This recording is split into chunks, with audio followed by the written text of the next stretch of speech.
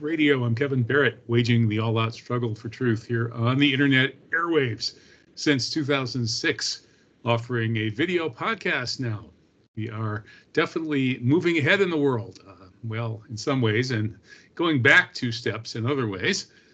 Be that as it may, we have a great show coming up tonight. In the second hour, Ralph Sink comes on to talk about Dovey's Promise. It's a new feature film that he directed, based on an amazing story around the murder of Mary Pinchot Meyer and then the trial of Raymond Crump, who was set up as the patsy by a CIA hit team, presumably under the direction of the same guy who largely orchestrated the JFK assassination, and that would be James Jesus Angleton, the legendary Israeli Mossad mole who infiltrated the CIA by way of his perch as counterintelligence chief. So that'll be in the second hour, the discussion of Dovey Roundtree, the amazing attorney who managed to help Raymond Crump prove his innocence. Unfortunately, she wasn't able to nail the CIA hit team, but later on, Peter Janney did. In his book, Mary's Mosaic, lays that out. All right, let's get into the first hour. Alexander Wolfhasey is one of the most interesting authors out there. He's, I would say, he's definitely among the very top leading Muslim intellectuals in Europe. And he is going to talk about the November 7th Psyop in Amsterdam. So let's see if we can find him. Alexander should be available right here by way of the add button on my Skype. So let's see if we can pull him up here. There he is. Okay. There we go. Okay, so Alexander writes for Arctos, which is a really interesting publishing house, often associated with the so-called European New Right. They have a wide variety of authors and outlooks there, so I wouldn't get too hung up on the left-right paradigm personally. Now, Alexander Wolfhasey has just he's published a number of very interesting pieces. You can find your way to his author page by way of the listing for today's radio show. Just go to truthjihad.com, click on the radio show link, and find your way to the listing for this show. But without too much beating around the bush, let's just mention that he's got a PhD in humanities. He's a student of Semitic languages and cultures. He's got cultural anthropology experience. He's authored a number of publications in Near East cultural history. And again, you can find him at Arctos. That's ARKTOS.com. And we have him on the line now. So, hey, welcome, Alexander. How are you? Yes, good evening from where I am. Kevin, nice to see you. Thank you for having me on the show. It's an honor to be here. A pleasure as well.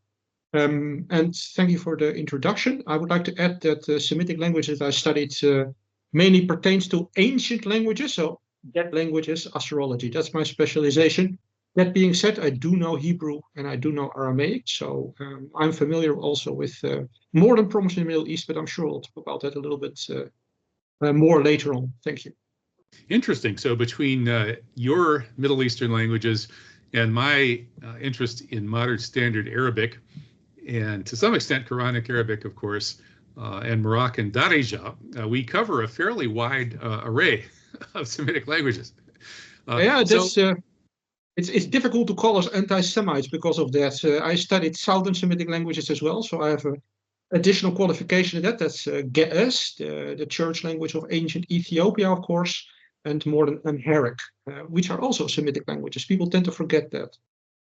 So far from being anti-Semites, we're actually sort of adopted Semites. We spent much of our lives becoming Semites, because what is a Semite? It's somebody who speaks a Semitic language, and the great majority of Semitic language speakers in today's world, of course, speak Arabic or some dialect thereof. So if you're against Arabs and on the side of the people who are genociding Arabs in Palestine, I guess that would make you anti-Semitic, and that isn't us, is it? Not at all. I also make strong objection against anybody using the name Jewish. To use this kind of terms, you should know what you're talking about. And these terms are being manipulated. They are being used by the people above us, I would say. to gain a blank check from history under false pretenses very often. Of course, I must add to that I'm in the Netherlands at the moment, so free speech here is not as widely defined as it is in the United States or other places. So I will have to walk the line on that. But I guess we can say that the standard discourse that is currently still in place in Holland is shaking. And of course, that's also being borne out by the events that have taken place that are the reason for you asking me on the show today. Yes, we're going to talk about the November 7th attack on Amsterdam by Israeli hooligans who seem to be part of an orchestrated operation to start violence and then have the, we could say, Jewish Zionist controlled media. I could say that. I don't know if you're allowed to in Holland, but the media obviously was expected to dutifully report it all as always being the fault of the other guy, as basically every conflict between so-called Jews and so-called non-Jews or Goyim has been reported by Jewish historiographers and media reporters throughout most of history. And in any case, and that leads to that question. You just mentioned that the word Jewish itself is problematic. Maybe you could elaborate on that. Well, so anybody that studies Semitic languages goes through a long list of languages before he starts studying them to know what they are. And then he finds out that there used to be a language called Hebrew, spoken in the time before Christ, and being resurrected quite very recently, but having the shape and form of Aramaic mostly. It has an Aramaic pronunciation, Aramaic grammar to a certain extent. It's a very artificial construct. Anybody that looks at that immediately starts asking questions. And if you compare the content of the Jewish state, so the state called Israel at the moment, to the Jewish tradition, there are also large discrepancies. So there is a discontinuity as well in that. We are seeing a shape shifting, different words being used to cover different phenomena in different times, but always according to certain political agendas. Now, of course, that's true for many identities and many terms around the world. But in this particular case, it has been weaponized to an extent that should caution us to any kind of use of these terms. Be very careful to define them correctly beforehand. Indeed. Well, the term Jewish has usually been first bandied about in today's discourse as a kind of ethnic identity with religious roots. And people today who consider themselves Jewish may or may not go to a synagogue, although probably a majority of them still go through bar mitzvah and things like that. And so they have some kind of connection with religious roots to a tradition that seems to hold up the Torah, the Talmud, and to some extent the Kabbalah as their sources, their scriptural sources. And probably the majority, certainly of the more wealthy and powerful people in this ethnic identity group, don't really believe strongly in any religion. They seem to be secular materialist in outlook, but they still maintain that ethnic connection to their religious roots. So, I mean, this is the way that word Jewish is usually used. And when it's used for the so-called Jewish state of Israel, this is, of course, a nationalistic project based on that ethnic identity and its discourse. So what I just laid out is kind of the common, fairly mainstream understanding of the use of the term Jewish. In what sense is that wrong, or does it need to be critiqued? Well, for instance, the name that was attached to the Iranian attack earlier this year on Israel, the rocket attack, it was called True Promise, translated it.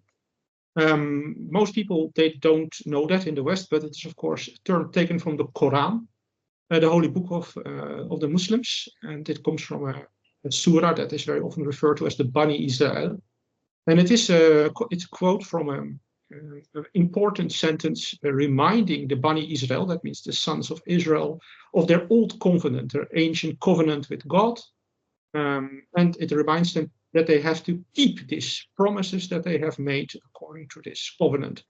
So exactly what you said, most people that are now Jewish in the United States, or they call themselves Jewish in America or in Europe, they, of course, do not stick to any of these covenants.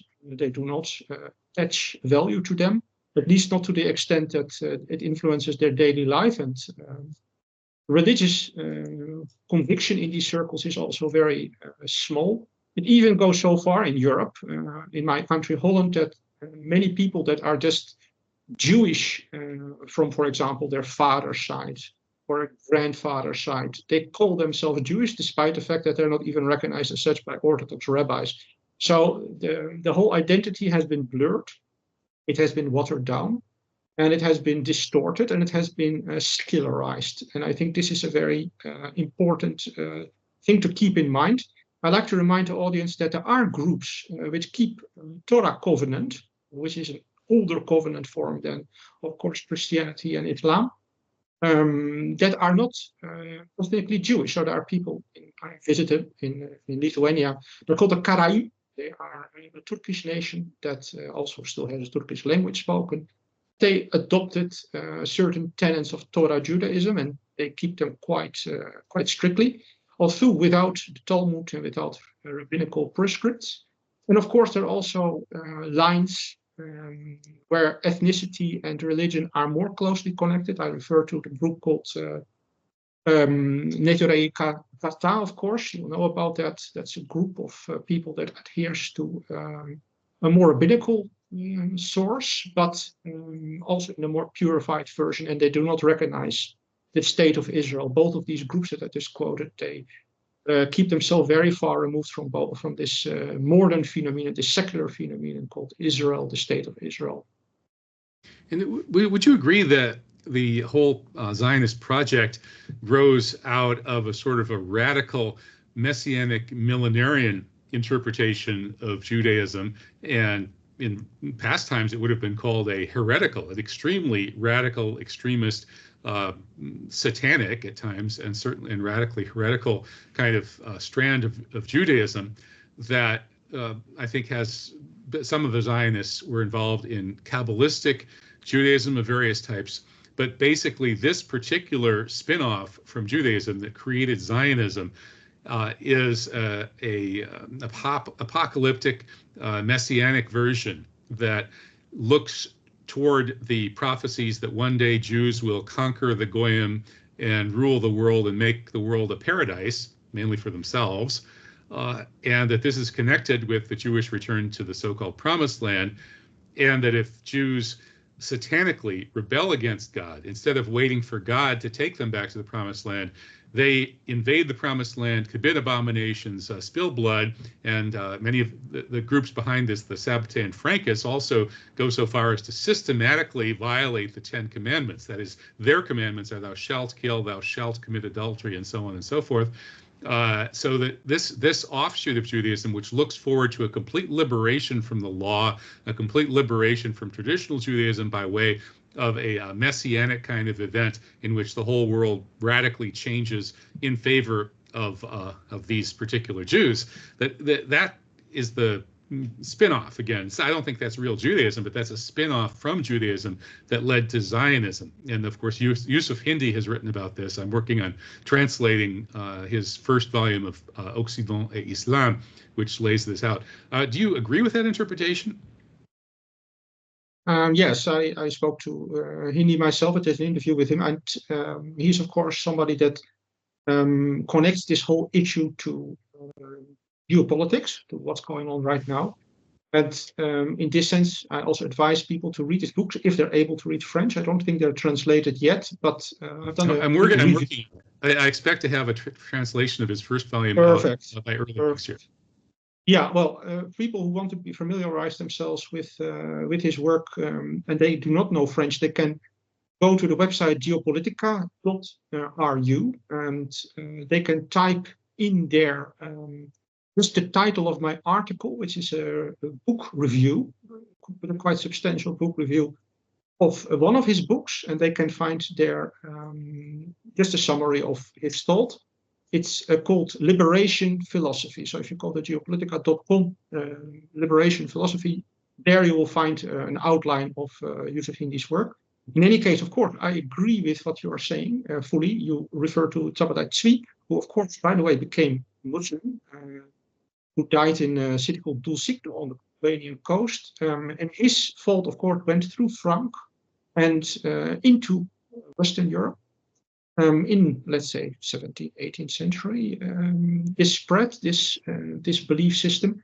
And of course, Holland, my country, was one of the centers of that. So it was one of the places where Tzvi's work was received and where all kinds of shoots of heretical, even heretical within the rabbinical tradition, heretical thinking flourished in that time, including all kinds of mystical, semi-mystical concoctions being created in Jewish print shops here. Most of that work is not publicly available, but people, of course, who study it in universities, they can find all kinds of background information.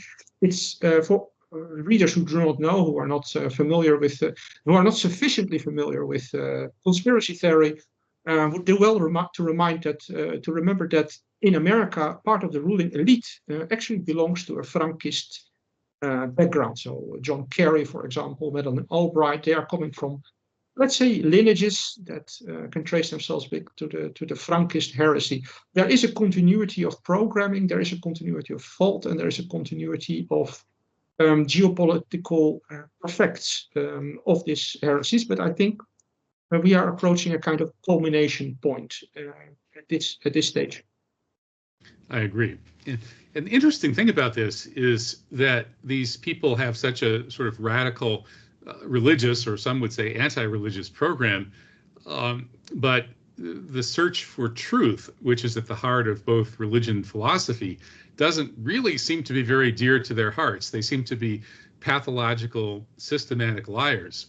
And a good example of this is this apparent Psyop that happened on November 7th, when Israeli Mossad agents accompanied fans of the Israeli football team to Amsterdam in an apparent pre-planned operation in which, after their resounding defeat, I think they lost 5-0, the Israeli fans, or soccer hooligans, as we call them in America, football hooligans in Europe, went on a rampage in Amsterdam, attacking people and starting fights and riots, and managed to get this reported in the media as a terrible anti-Semitic pogrom against the poor, innocent, visiting Israeli Jews. So you were there when this happened. And what's the connection between Zionism and its roots in a kind of satanic heresy from Judaism and this kind of bizarre attack on Amsterdam that was reported absolutely backwards in the media? Well, we are all, of course, counting these years on October surprises, but that was not to be. So instead of that, we had a November surprise in Holland, our own own 9/11, let's say. Of course, a little bit background to this. Amsterdam is one of the poles, let's say, the heartlands of, I would call it proto-globalism, and then now, of course, globalism. The ideology, the woke ideology attached to it as well, that is being spread by the ones who rule us in the West. We can call that the GOG, the globalist occupation regime, just to have a term. And that GOG, of course, has decided that Amsterdam is a fitting place to operate in. The background to this is that Amsterdam holds symbolic meaning in many senses. And many European writers were, of course, aware of that. So if we look at a writer like Meijering, he wrote the Green Face about the mystical and the magical quality of Amsterdam. Camus, the French writer, who was, of course, from Algeria, he specified it more precisely. He said this city, which is located under sea level officially, it has symbolic meaning also in its construct. So there are 7 circles of hell, of course. The center being, of course, the red light district. And Camus didn't feel particularly well when he visited Amsterdam because he was sensitive to this kind of things. In any case, that's the symbolic background. Now, to say that Amsterdam was, of course, already important before in, let's say, Jewish tradition. And it has now been, Holland has now been again at the forefront of, let's say, I would call it the Israelization of Europe, the Zionization of Europe. So immediately after October 7th, 2023, Holland was the first country to get a real neo-Zionist government. There was led into power the party that belongs to the gentleman called Geert Wilders, the famous Islam basher. He was not personally invited into the government, but the prime ministership was given to the head of the intelligence services in Holland. He was not elected. He didn't receive a single vote. He was just appointed. But the party of Wilders, together with some coalition partners, was led to rule. Which means, of course, that immediately discourse in Holland changed. The political climate has taken a turn for violence, and the propensity for violence has been in the air for a long time. And exactly at that time, so after the appointment of this new cabinet, this new government here, and this new reality here, we are seeing this program being implemented here through the hooligans, who, by the way, also visited Greece before and who now afterwards visited, of course, Paris. So there is a system in this, and I believe that there are certain Psyop operations aspects that we should remember. It was just happened before the memory date of Kristallnacht, something that the mainstream media here did not neglect to exploit, saying, look how many years later, again, something bad is happening to a certain kind of people, although, of course, these call themselves Israelis. But, of course, also the Israeli cries out in pain as he hits you. That is what has happened here as well. Fortunately, the whole Psyop didn't go that well because social media is prevalent in public discourse in Holland, and many pictures leaked out and many stories came out, and the mainstream media has a very uphill task, a very difficult task to convince anybody of this Psyop story. It's so fake and so shallow that even, let's say, convinced boomers and convinced Zionists have trouble adhering to it. That is not to say that it will not work. I believe it is more a pretext than really a Psyop in the sense that it should convince everybody. I think to a certain extent, Psyop is even meant to segregate people according to intelligence, much like the 9/11 in America. I mean, some buildings imploded in New York and some didn't. So that's already a selection point for intelligence or not, for conformity or not. And I think the same applies to Holland. So it's a core public they are addressing with this Psyop, and a policy statement that they are making by it. That's how I look at it. Yes, it certainly one guy who passed the intelligence test was Bender, a young man with a YouTube channel who was out there following these Israeli football hooligans around and filming them as they launched their violent attack on Amsterdam. And he got threatened, but kept filming. That was kind of an interesting document. So, as you say, it seems like the younger people are less likely to be taken in by this kind of thing because they're getting their news from people like Bender, whereas it's the retiring boomers who are maybe not paying attention or don't have enough brain cells left who are buying the propaganda line from mainstream media. But yeah, this was really kind of a pathetic psyop in a way, because with 9/11 was actually pathetic too. There's no reason anyone should have believed that these buildings just fell down from fires, or that the first successful hijackings in 2 decades had happened in this particular way by these particular people whom they couldn't even get the names straight of the alleged hijackers, couldn't produce any evidence that any of them were on the planes, et cetera, et cetera. That was pretty crazy too. But the level of violence in New York in 2001 and in Washington was so much higher that it was so shocking that sort of prevented people from thinking clearly. But in Amsterdam, the level of violence was pretty low level. It's actually not even, it doesn't even rise to the level of really a good football hooligan riot. So I think that perhaps made it easier for people to look at Bender's video and look at the stuff on social media and realize that mainstream media was lying? Well, of course, you're from America, so you have you faced their 9/11, and that was a very violent event. No matter how fake it was very violent. And you mentioned that here, of course, in Holland, what happened here was very mild in comparison. That's true, but you should not forget, Europe is demasculated. I don't know how to say it another way. It has been so much, I don't know how to say it differently, feminized and made weak in a certain sense, that people are susceptible to fear on very small subjects. Even small events can scatter their bubble, and they're afraid, and they retreat, take refuge with the mainstream media. That's, among a certain section of population, really a problem.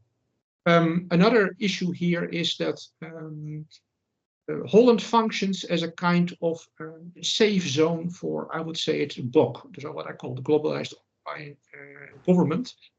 There are certain safe zones in Europe that they like to maintain. One of them is, of course, Greece, where many people from the Zionist entity are currently pushing up real estate prices by buying reserve houses. Another one is, of course, Budapest, called Judapest by other people.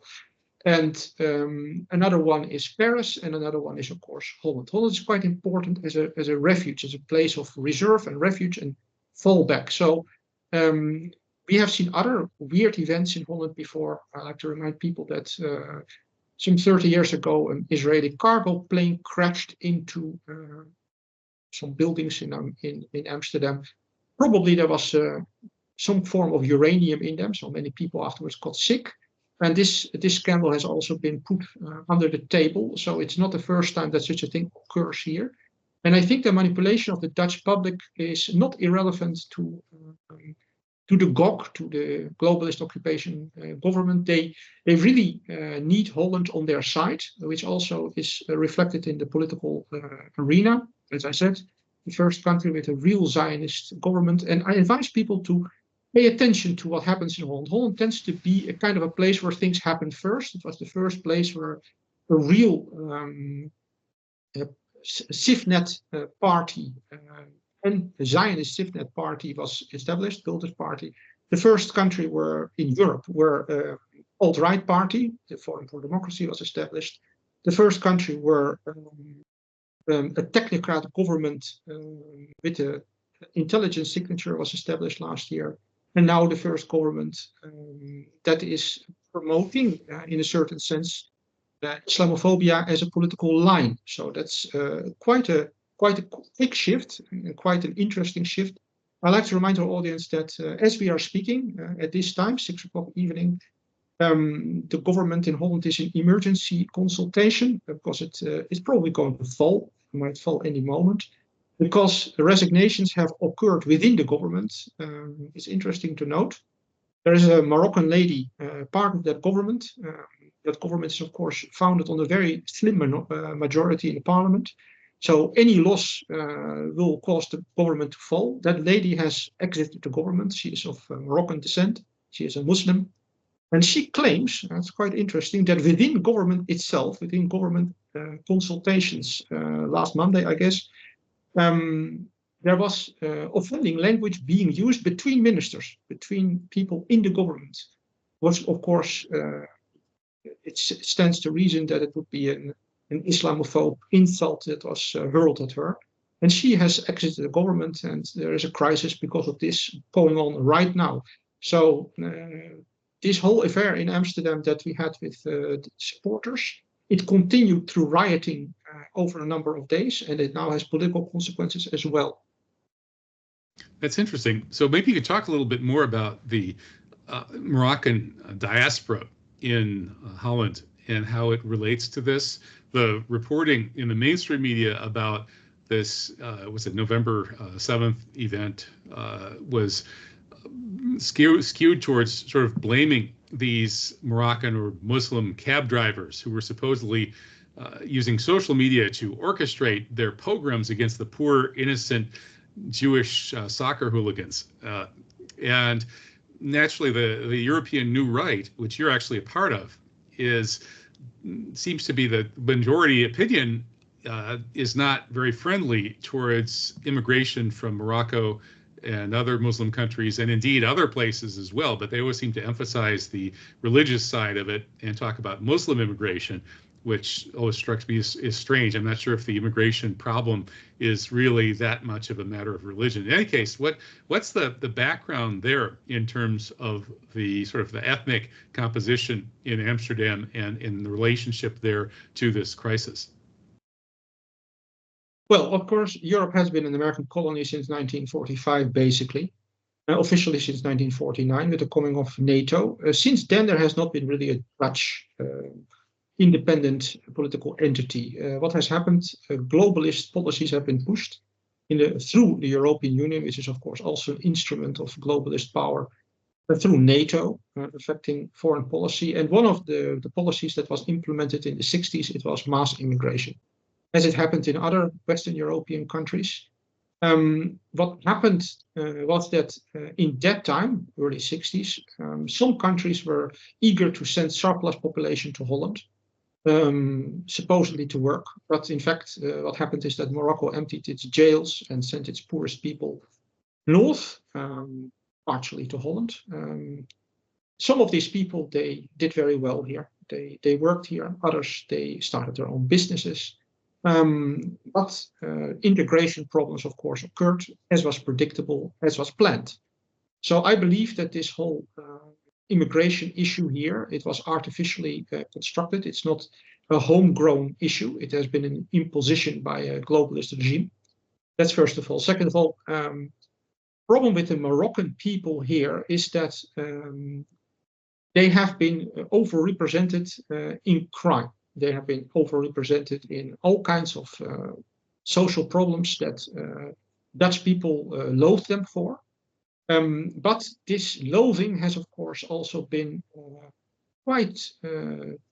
it has been manipulated by the people who are sitting and who are ruling our country. So what they did is never punish people that should be punished, although even, for example, young criminals in the circle of Moroccans were not punished, even when their parents and their mosques and their elders called for punishment. Another thing that has happened is that Dutch people that were affected by problems were never taken serious, and they were demonized. So this has created an ethnic divide in an otherwise ethnically monolithic country before. An ethnic divide, but this ethnic divide we cannot talk about. There's all kinds of taboos in the political sphere, in the public sphere in Holland, and one of them is ethnicity. So what happened instead is that the only discourse that could be held is the religious discourse, because of course the majority of the indigenous Dutch people at this moment has been secularized, so 60% probably is secular. They do not believe in God, or they do not believe in any kind of religion, and they are susceptible to let's say Islamophobia, because it reminds them that there is still a religious presence in Holland now through Islam. And this creates a lot of tension, because a big part of the native Dutch population has not only been secularized, they have also degenerated. They have lost family values, they have lost family structures, they have lost work ethics even, which is quite something for Holland. And this problem creates a very artificial situation in which the parts of the Dutch native populations are degenerated to abhorrent levels, while immigrants often have higher families values, higher ethical values than native Dutch. And this is being felt, this is being noticed by people, and this causes a lot of friction. So Islamophobia on a political level is, of course, very eager to exploit this phenomenon, and has by this also had a success in the political arena now. So we should not forget Wilders' party, the Islamophobe party PVV, is the biggest party in the country. But they never address ethnicity. They only address religion in the form of Islam. which is, of course, also something that fits very well to the agenda of their paymasters, who are rumored to be, and I actually think proven to be, Tel Aviv, the Zionist entity. The Geert Wilders is known as somebody that has a triple alliance. It's Israel first, America second, and Holland last. So this is well known. He even admits it. His visits to the Israeli embassy here, his consultations there are well established. His links with the Zionist network are very well established. There's no doubt about that. So it is the Islamophobia. It fits into a societal condition. It is politically opportune, and it fits into the larger geopolitical agenda of the Zionist entity. That's how I look at it. Oh, it sounds like Holland is under Israeli occupation, maybe even more than the U.S. is, which is saying something. And that would explain why, when Israeli football hooligans invade Amsterdam and attack people, attack cars, police cars, attack cab drivers, tear down Palestinian flags, assault people on the streets, and generally start riots, that this invasion of Holland from a foreign country, which normally would be reported as such in the local media, seems to have been reported backwards in the media. And that leads to the question of how does the Dutch media cover these things? Obviously, there is a thriving social and alternative media out there, but to what extent does the average Dutch person get a kind of range of viewpoints, and to what extent might they be aware of the way that the mainstream media is lying to them about this attack on Holland by Israel? Well, we are having a situation that, as in America, here in Holland, we have a legacy media. This legacy media still serves, let's say, for a boomer constituency of the neoliberal boomer constituency of who still vote, people that still vote. There are many who do not in Holland. And this section of the population, of course, is caught up in the Psyop. But even there are cracks. So because I knew we are going to have this program today, I went through the sadomasochistic pleasure of watching the Dutch television, which I otherwise never do. And I think it's just masochistic, probably. Yes, it is, yes. So, but I did notice that even in this perfect Potemkin village of the Dutch media landscape, cracks are appearing.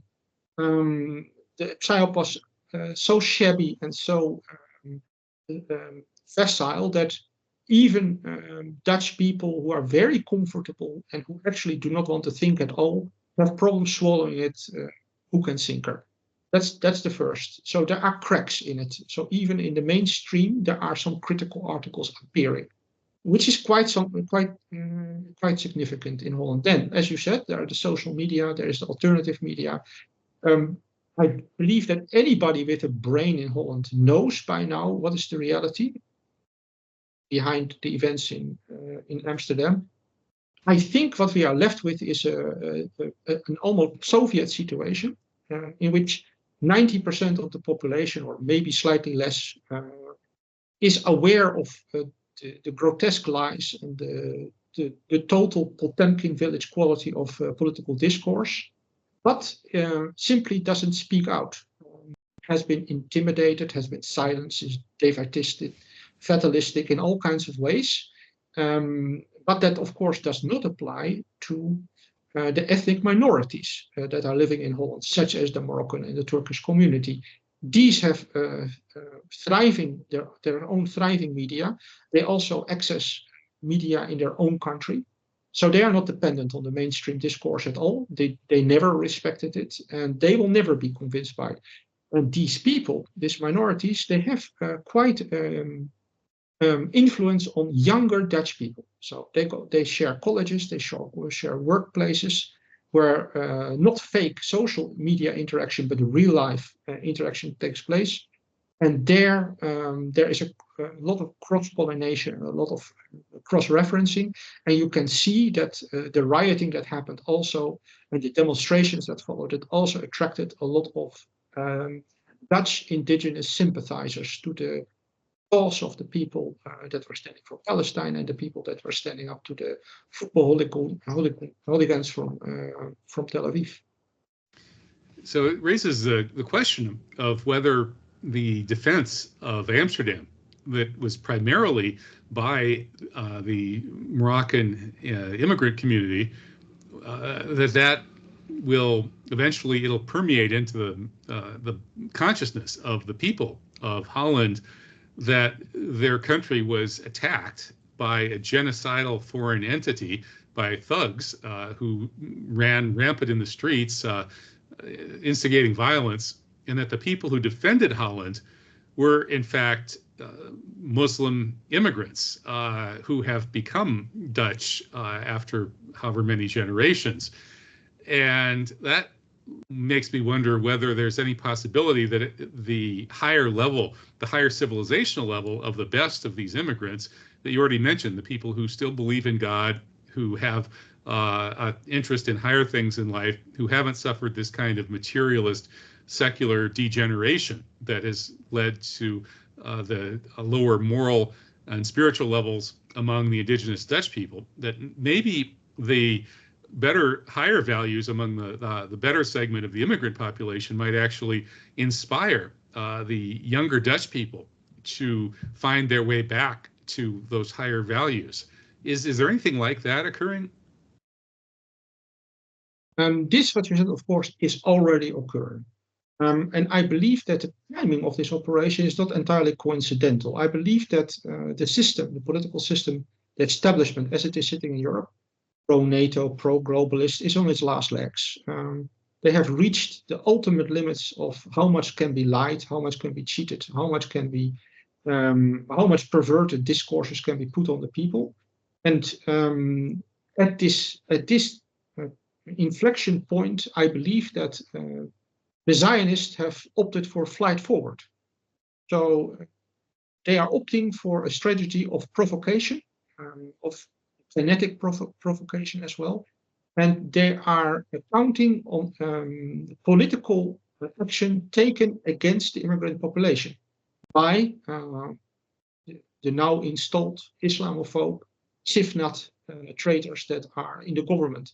Now, we can see that already in legislation being prepared. For example, although there have been many years that there have been problems between immigrants from Muslim countries, but also others, and indigenous people, the first time that there has been a serious proposition to take passports and citizenship away from these people is now. So it never has happened when Dutch issues, indigenous Dutch concerns had to be met. But at the moment the Zionists press a button, it happens. Similarly, there were never border controls. Holland has been without borders in many senses since the start of the EU. But from the 6th of November onwards, or 6th of December, it's 1 month later, there will be border controls again permanently. So this is something that was impossible before, but it has been realized at a switch, a flick of a switch now, just after the Amsterdam riots. So we can see the political activation of the elite that has been prepared, the Sifnat Islamophobe party on top.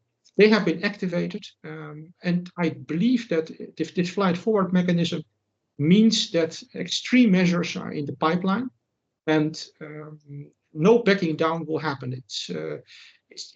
I believe we are reaching a real inflection point here, at which discourse itself is not sufficient. Only kinetic action, including the stripping of citizenship and deportations, are now something that they can resort to keep their power, to keep their position in power. And I think that they will go to any length to maintain it. They are desperate. You can see that also in the way the discourse in the country is changing. So texts that could not be said 10 years ago, for which you could be arrested and put in jail, offenses in the public sphere, they now can be used, of course, against Muslims and against foreigners. Interesting. And how about you mentioned earlier the speech code or the speech laws in Holland, and I'm wondering what those are like. That is, we're seeing a rollback in the Western post-Enlightenment liberal tradition of free speech all across the Western world, the Zionist-occupied Western world, presumably because there's been too much truth leaking out by way of the internet, and so they can't afford free speech anymore. But in the U.S., we still have the First Amendment. It hasn't been revoked, so officially it's still there, even though the spirit of it is very rarely observed these days in the U.S. But for instance, I can, as a U.S. citizen, I feel perfectly comfortable sitting here in Morocco and flying back to America at times and stuff. I can sit here and say that I totally 100% support the goals of the Palestinian resistance, including Hamas, Hezbollah, and Islamic Jihad. I view them as anti-terrorist organizations. I view them as anti-genocide organizations. I think they are heroes, absolute heroes. And the law in America is that I can't give them money, I can't provide them material support, but I can express my feelings about them. And I just did. Can people do that in Holland? Well, it's not so bad as in Germany. So, of course, we don't have the First Amendment in Holland, but in Germany, for example, you can be fired from your job for eating an egg made in the style that Adolf Hitler liked. So, if you eat an egg according to his recipe, you get fired. Or if there's a mustache, little pepper mustache on the egg, they'll arrest you. Yeah, that as well. Yes. Or for example, you get things like they are cutting. If people grow a certain plant in their garden, they have to remove it because Hitler grew the same plant in his garden. So that's Germany right now. We don't have that in Holland. So you can support. You can voice support for the Palestinian cause. That's possible. You can even criticize the Zionist cause. Of course, you will not get a good job after that, but you're allowed to. The speech limitations mainly pertain, I call it the topic of Holocaustology, of Holocaustinism. This is the main topic that cannot be talked about. But exactly on that point, I actually believe we have a real problem, because people that cannot talk about their history, that cannot talk about their authentic identity, because that's part of true history, and who cannot come to terms with, let's say, psychohistoric collective traumas, I call it. They also cannot talk real for present affairs. They cannot talk about them, and they cannot decide on their own future. They are like subject to a Stockholm syndrome. Now, you talk very positively about the Palestinian resistance, the axis of resistance, which is quite right that you do that. I also support them. But my emphasis is on another thing, and that is correcting and lecturing my own nation. I believe that, I'm just going to say straightforward, white Dutch people are on the verge of extinction. And that is because they have sinned. They are going against God's law, man's law, and they are sinking into a swamp. Collectively, I'm not talking about each individual. You can see that in falling birth rates, in the number of children born out of wedlock. You can see that in the number of abortions, the abhorrent trans cultus that is dominating my country in schools and in the public arena, in the media. And I think this causes a degeneracy, not just in personal morals, but also in the public sphere. I think this is one of the explanations why the regime that is perpetrating crimes in the Holy Land can get away with it. They can get away with it. They get support from countries like Holland. I'm talking about literal physical military support and financial support and diplomatic backing, like the United States does, because the people have degenerated to such a level that they are susceptible to real brutalization. They actually become twisted. sick and are not able to accurately assess reality. That's also part of the psychohistorical drama, the psychohistorical trauma, I call it. And it renders them susceptible to illusions, to the illusion theater of the mass media. And I think it's very important to remind our own people, me as a Dutch person, to remind the Dutch people that they have to wake up and they have to change their ways, because it is one thing to condone mass murder and support mass murder overseas. It's another thing to yourself have to carry the consequences of that, because the chicken can come home to roost. It is already coming home to roost in many senses. So the violence that has been exported for a very long time by the West, it can also come home. And I think that is something that people can bring upon themselves. Perhaps that's a little bit of the ancient Dutch duality. It's the merchant and it is the preacher. But the merchant has won and the preacher has disappeared from the stage. And I think it is necessary for the Dutch to remember their own tradition, that they once belonged to an ethnic community, ethical community called the Christian community. And if they cannot join that, they can join others. That is their decision. But ethical values have dissipated in Holland to such a degree that I am not surprised by any development that is happening at this moment here. It's an interesting and kind of gloomy picture that you paint of Holland as this sort of degenerate moral swamp sinking into a morass. And you mentioned that Amsterdam is below sea level, and the Dante-esque center of hell in Amsterdam is the red light district. And due to this loss of morality, that the Dutch people are no longer having families and reproducing themselves. And so they have to, they've had to open up the doors to these immigrants with ethnic strife being the result. All of this under the domination of a Zionist occupation government, just like we have here in the U.S. And then you mentioned that maybe the hardest single issue or the most difficult point is the Holocaust religion. And I mean, I don't know what you're allowed to say about that, but it's so obvious that the allegedly historical tale of what happened in World War II in these German camps has been turned into a substitute religion, and indeed a false religion, and that anyone who even discusses questions about it is going to be symbolically burned at the stake as a heretic. Is there any way that impediment to rational thought and to doing actual history could be overcome through some form of hosting scholarly discussions about issues about what really happened during World War II? Well, I think that here at that point, young Dutch people are getting actual help from immigrants, especially Muslim immigrants, people that come from Muslim countries where completely different historical picture predominates, where people have a different view of events in the past. And these people now, in many high schools and in many secondary, tertiary schools, they now predominate. So the majority of the students there is now from immigrant communities. And these people do not take kindly to being corrected, so-called corrected by their teachers. This is a big issue in Holland. There have been many even parliamentary discussions about this topic.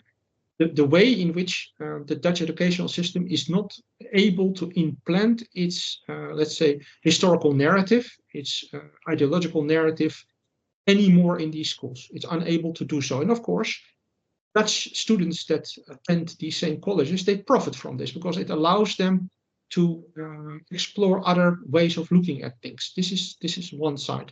Then I believe there is another quite symbolic side to the public debate that people tend to overlook, and that is that there are structural oppositions that nobody can miss.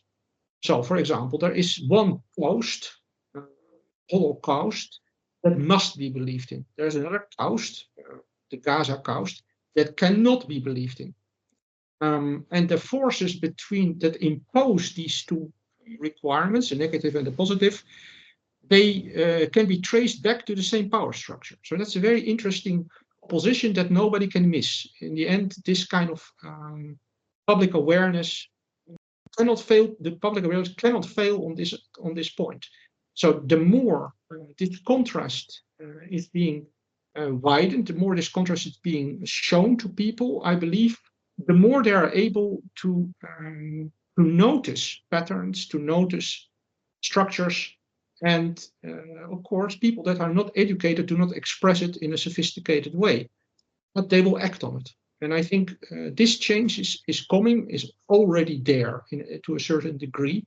And I believe in this way that the sacrifice that the Palestinians are making in the Middle East, a sacrifice that they also have to make because it's imposed on them through Western money, Western support, and Western support for the regime. This same sacrifice is helping Europeans indirectly. Okay, well, it's the heroism of the people of Palestine and especially Gaza is changing history, and they're standing up to some of the worst brutality and oppression ever. Thank you so much, Alexander Wolfhazy. It's great talking with you again. Keep up the fantastic work. God bless, and can't wait to meet you in person someday, inshallah. Take care. We'll be back in the next hour. Stick around for that. I'm Kevin Barrett. You're listening to Jihad Radio. .com, and we'll be